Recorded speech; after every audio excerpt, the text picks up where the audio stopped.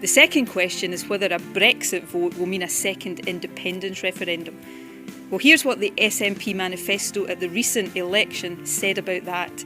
The Scottish Parliament should have the right to hold another referendum if there is a significant and material change in the circumstances that prevailed in 2014, such as Scotland being taken out of the European Union against our will.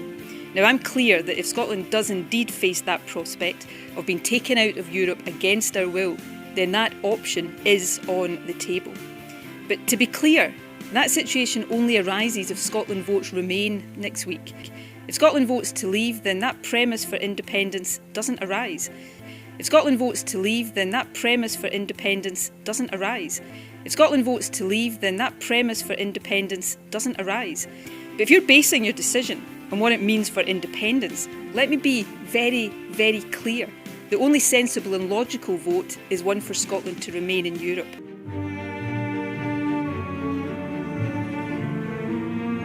In 2016, Nicola Sturgeon faces the pressure of steering the party through the biggest change in the UK's modern political history.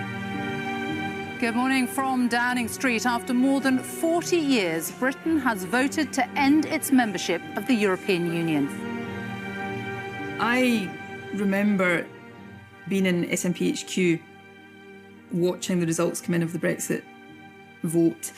And then when the final result was declared, I went back to Bute House. By this time, I don't know, it must have been about 5 o'clock in the morning or something. Despite the SNP campaigning for Remain and the majority of the electorate north of the border voting to stay in the EU, Scotland is leaving Europe. There was a team of civil servants there waiting for me. We sat and talked about what I might say. And then I took myself up to my study in the top floor of Bute House and wrote the speech myself. And I can remember saying to Nicola, as she was formulating the message she was going to convey in the aftermath of the Brexit referendum, was she sure that she wanted to say so firmly that she was opening up dialogue about a further referendum?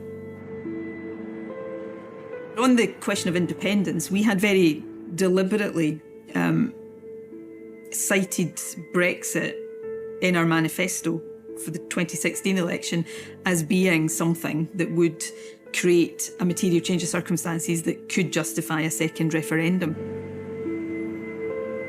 As the UK wakes up to the news that it is leaving the EU, Nicola Sturgeon holds a press conference calling for a second independence referendum.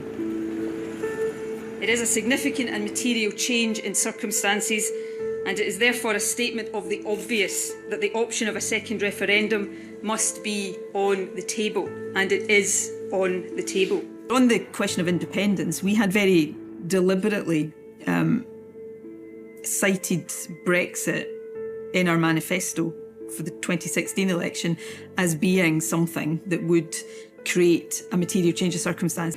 But if you're basing your decision on what it means for independence, let me be very, very clear.